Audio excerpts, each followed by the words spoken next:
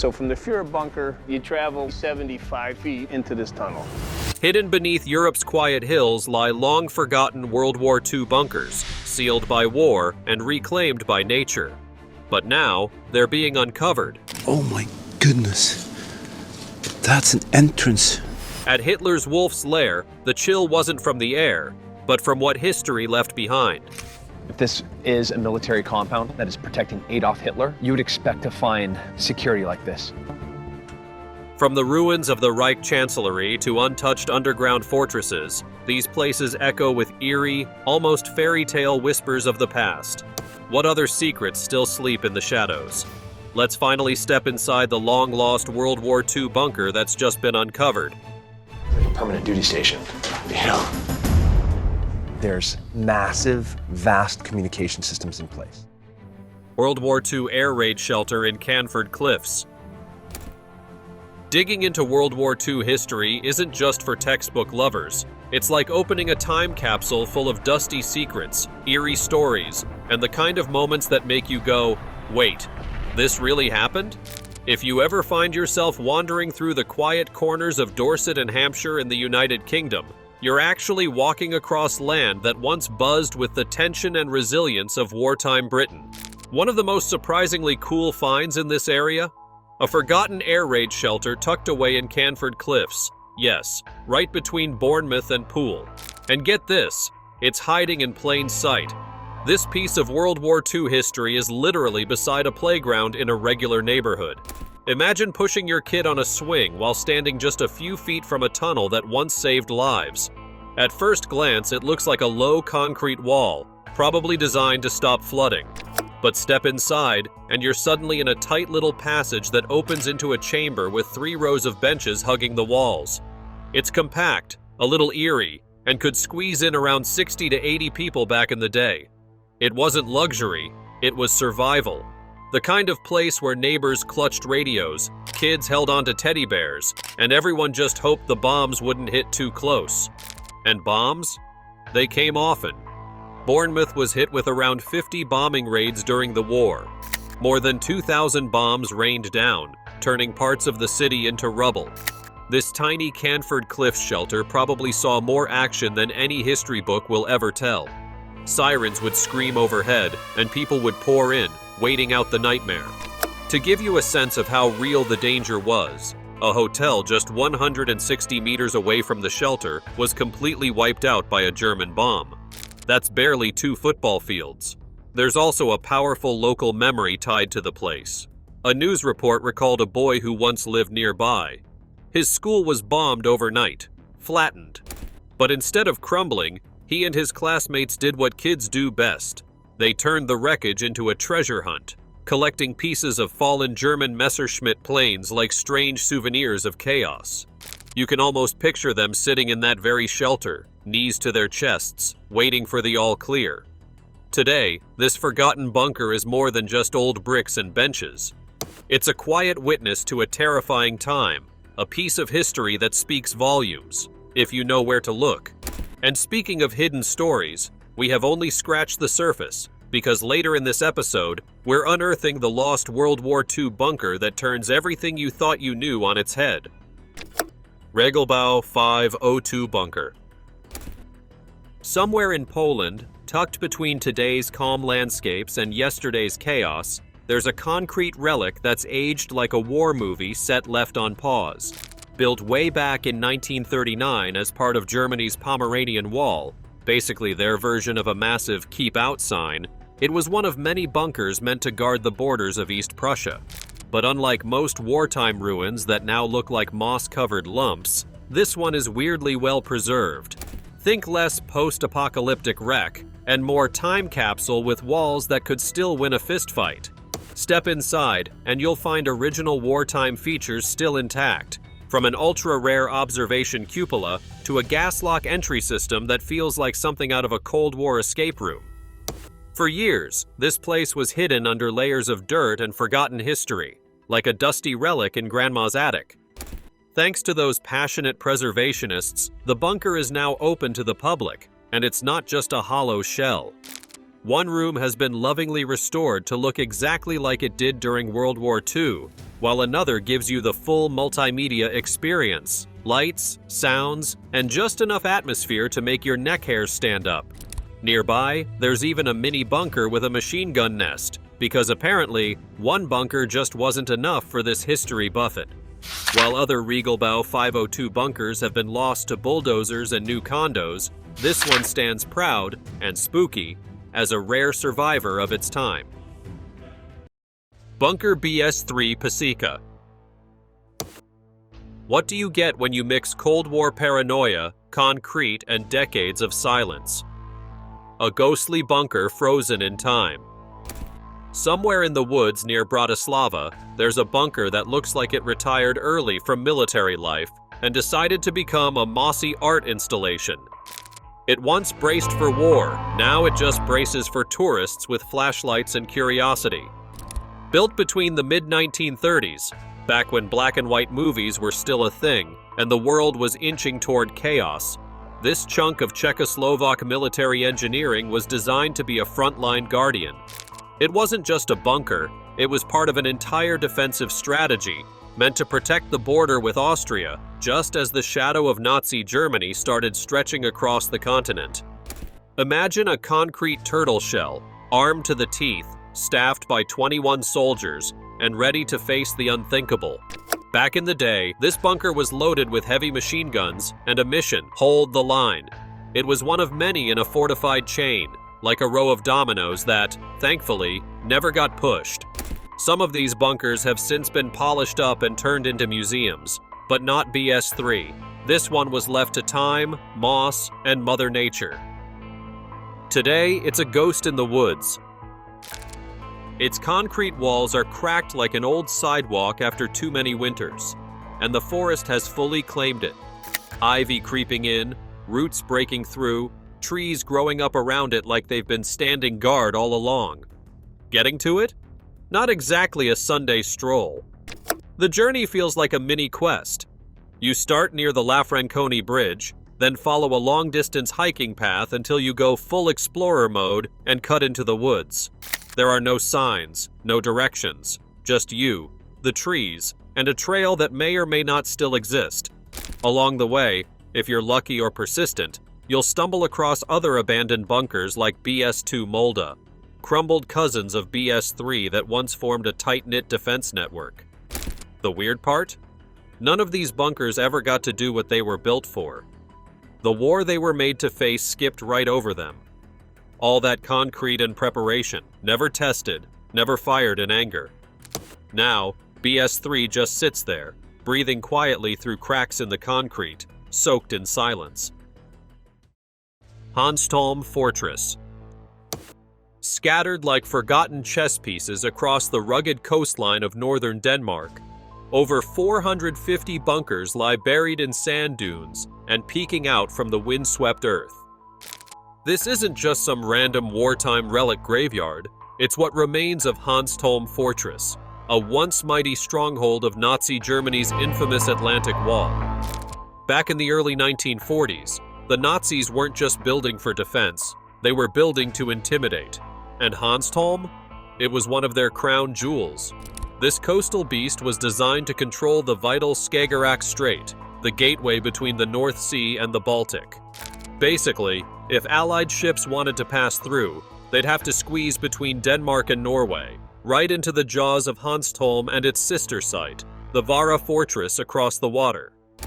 Armed with 4 colossal 38-centimeter guns, the same type you'd find on a German battleship, this fortress could lob shells the size of small cars across miles of open sea. It wasn't just firepower that made this place terrifying, it was a full-blown military city. Construction kicked off in 1942, and as the war dragged on, Hanstom evolved into one of the most heavily fortified places in all of Denmark.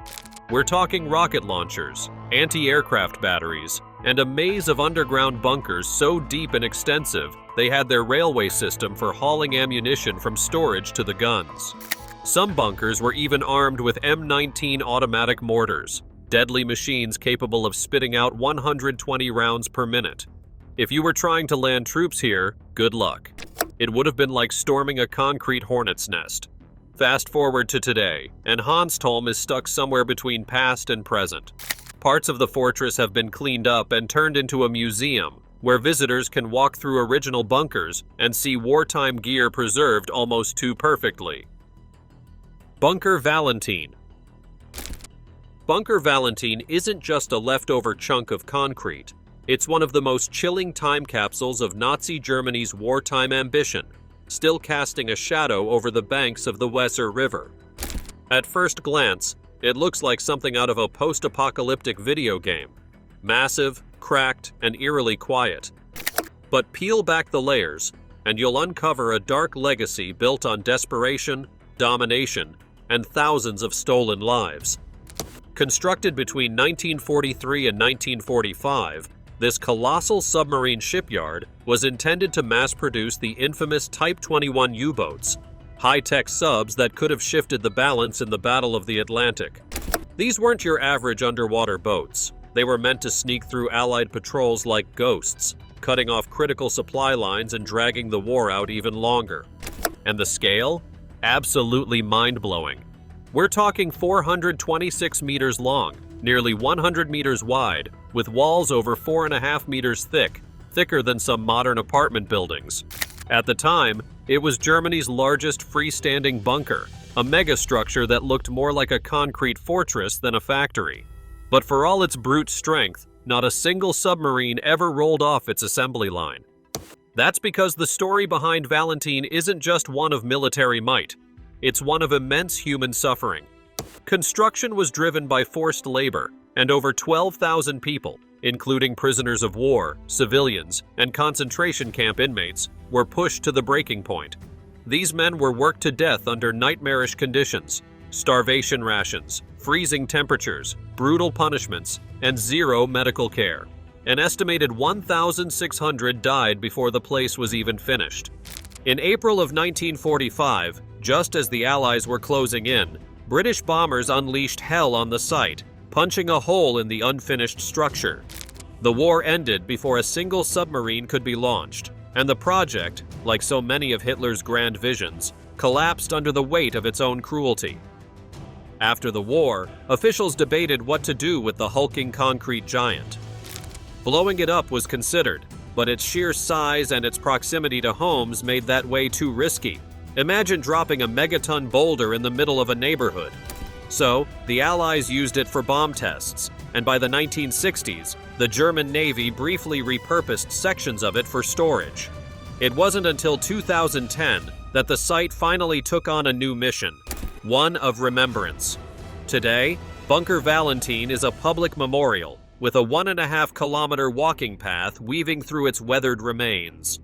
Along the way, visitors encounter 25 historical stations featuring powerful photographs, chilling survivor testimonies, and immersive exhibits that bring the bunker's brutal past to life. The Battery Oldenberg. They look like something out of a dystopian sci-fi film, two monstrous slabs of concrete rising from the French coast, hiding secrets from a war that nearly tore the world apart. Just east of Calais, rising from the French coastline like a pair of concrete giants, stands one of the most intimidating leftovers from Hitler's Atlantic Wall. It's called Battery Oldenberg, but locals often refer to it as Moulin Rouge. This hulking artillery bunker was built back in 1940, part of Operation Sea Lion, Germany's ambitious and ultimately scrapped plan to invade Britain. At first, the setup was pretty basic. Two massive Russian-made guns, just chilling in open-air mounts, exposed to the elements like backyard barbecues, but way deadlier. By 1942, the Germans decided to level up.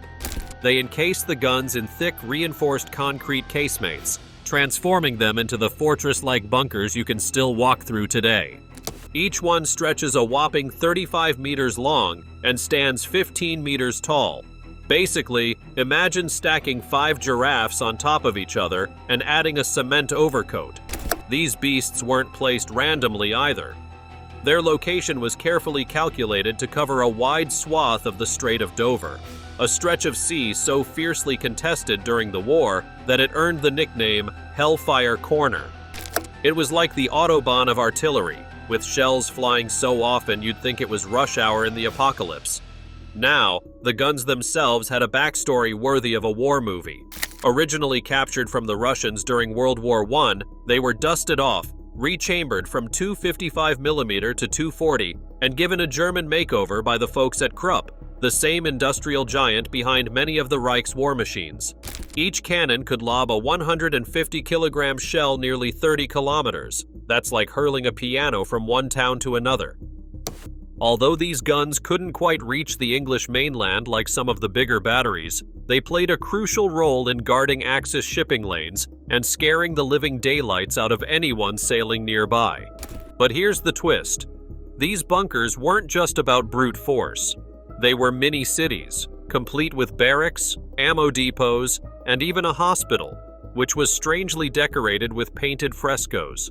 Art therapy, perhaps, for soldiers trapped in concrete. In 1944, all that firepower turned out to be completely useless. With the guns fixed toward the sea, the Germans were blindsided by an inland assault. When the 3rd Canadian Division came storming into Calais, the battery's defenses might as well have been made of Swiss cheese.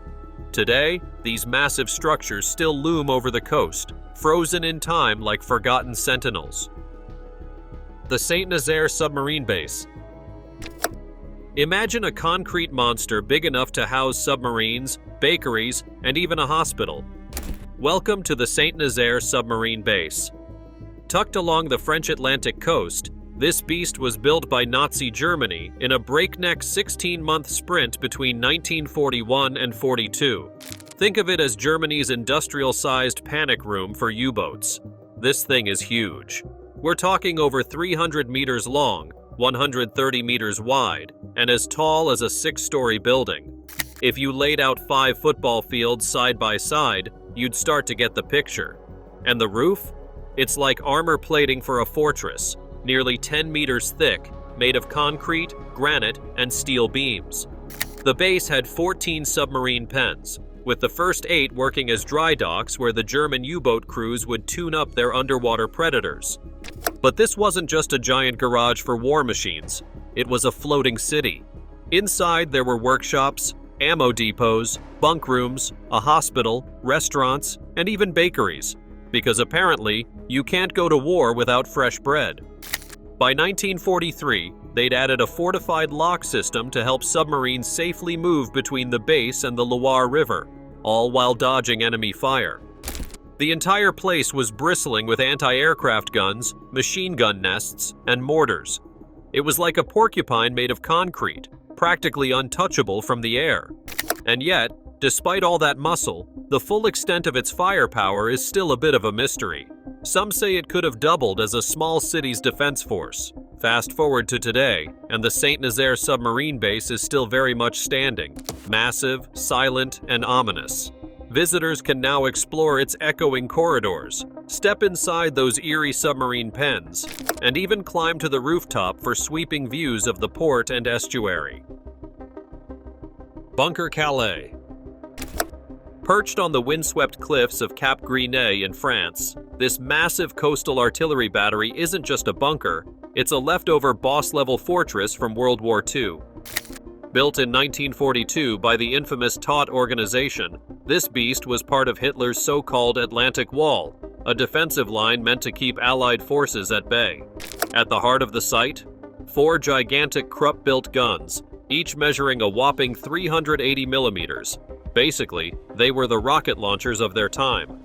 These monsters could lob shells over 55 kilometers, far enough to reach across the English Channel. It's like throwing a punch across the sea.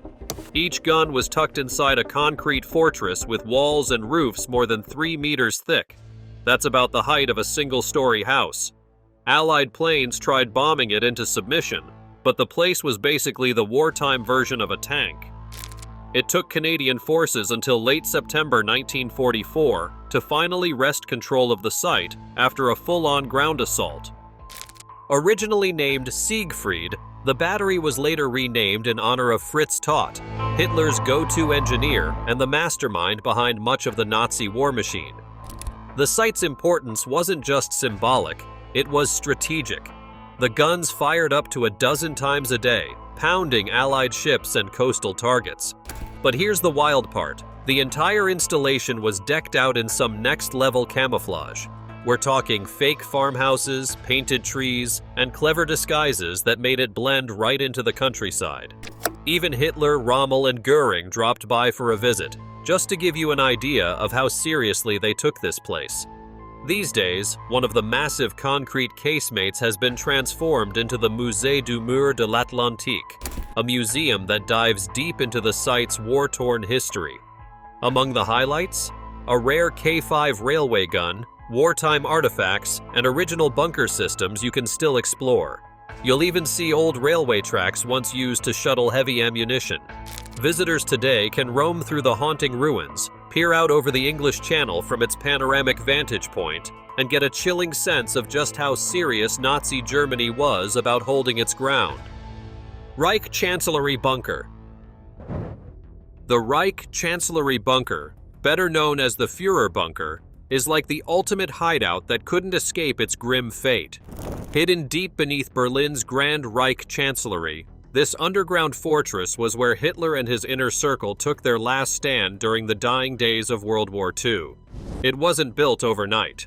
The bunker started life in 1936 as the Führer Bunker, then expanded into a much larger underground lair in 1944. Think of it like adding more levels to a super secure basement when things start going south. By January 1945, as Soviet forces closed in on Berlin, this place became the last refuge for the Nazis. Nestled a full 28 feet underground, it had 17 reinforced rooms, including Hitler's personal quarters, conference halls, and even a ventilation system that was made to survive Allied bombings. But no amount of security could hide the truth. Hitler and his crew were cornered. The bunker felt like a weird mix of luxury and doom.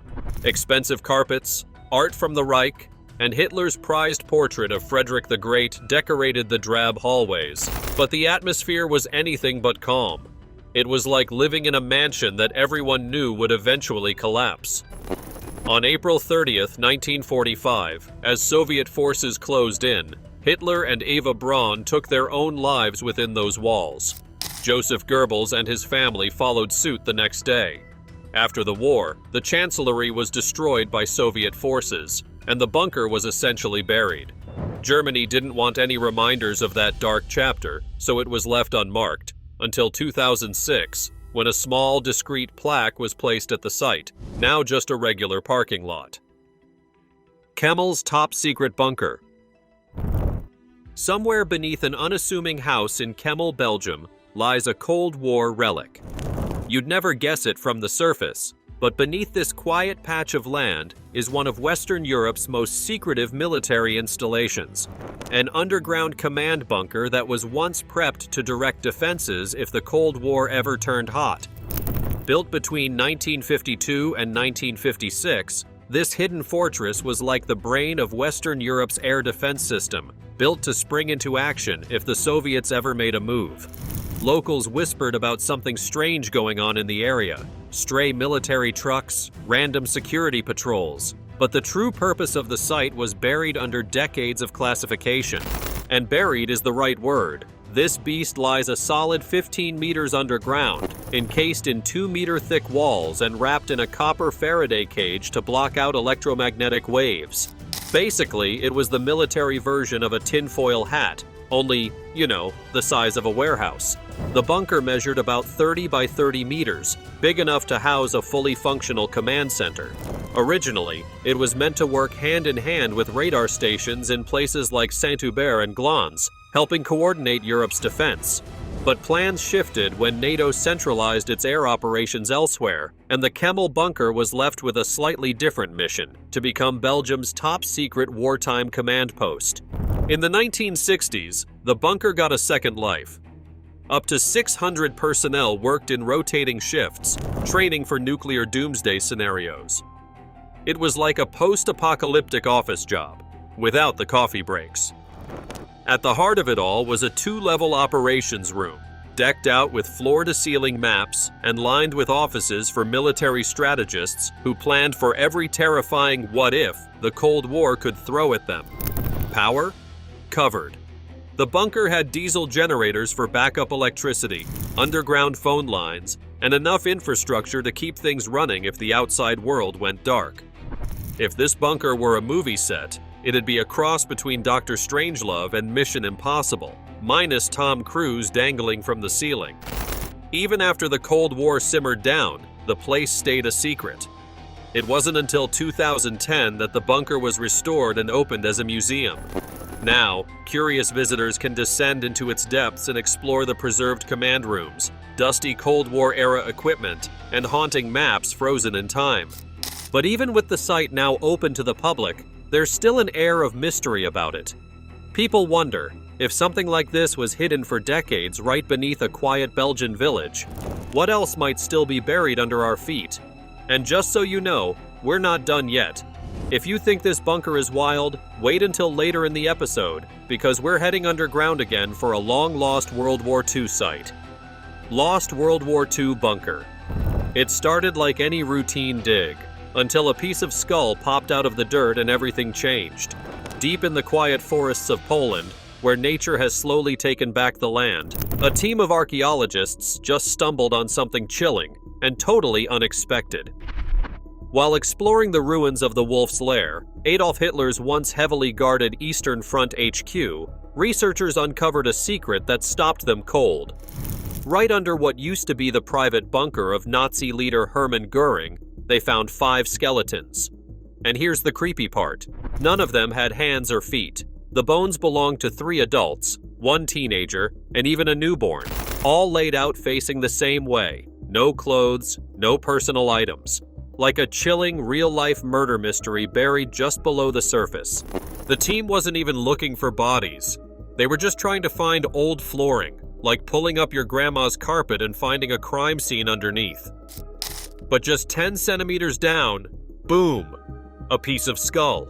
And as they kept digging, more fragments, burned wood, a metal key, and then full skeletons. Suddenly, the Wolf's Lair wasn't just a crumbling piece of history. It was hiding a nightmare that had been underground for decades.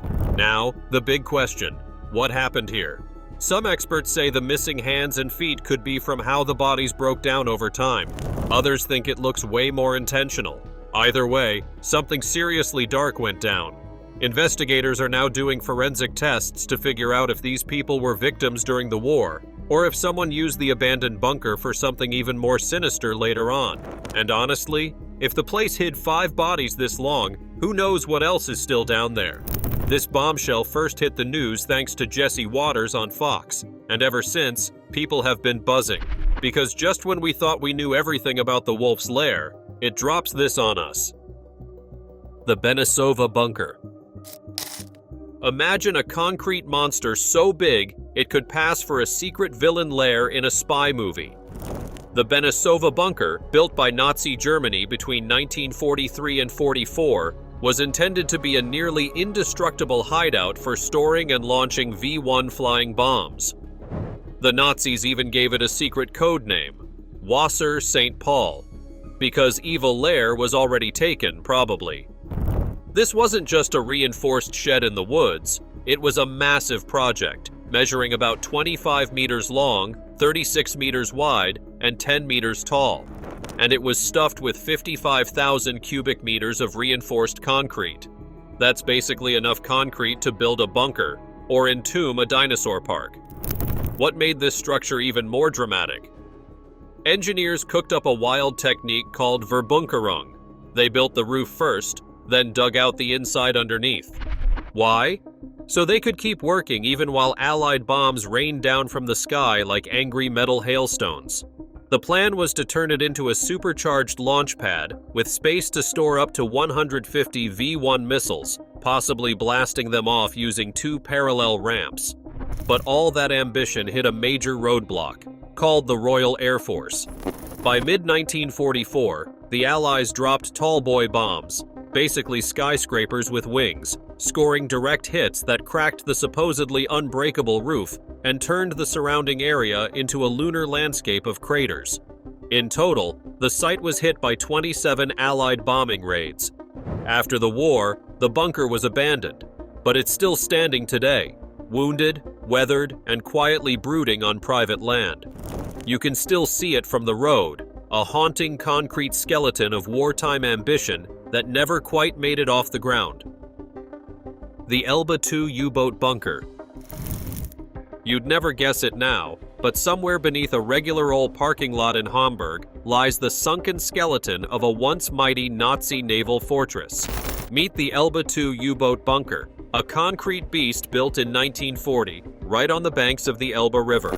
It was the VIP garage for Germany's prized submarines, the U-boats. Think of it as a high-security submarine spa, minus the cucumber water and with a lot more steel and torpedoes. Tucked inside the shipyards at Hauptwerke, the bunker boasted two massive pens, each about the length of a football field, 112 meters long and 22 meters wide. That's enough room to park several submarines side by side, get them cleaned up, restocked, and ready to go cause some serious trouble in the Atlantic. Despite being a favorite target for Allied bombers, this place was built like a concrete tank. Even after repeated air raids, it held strong, giving shelter to Germany's cutting-edge Type 21 U-boats, the sleek sports cars of their underwater fleet. But by May 2nd, 1945, the writing was on the bunker wall. With Germany losing the war and Allied forces closing in, the remaining crew knew what was coming. They rigged the subs with explosives, turning them into underwater tombs so they wouldn't be captured. Shortly after, British forces finished the job, bringing down the roof with controlled demolitions and sealing the submarines under a mountain of rubble. In the late 1940s, a few brave souls tried to recover the trapped subs, but the site was too unstable. Then, in 1985, someone rediscovered it. For a brief moment, the world remembered what was buried down there. Thanks for watching. See you in the next one.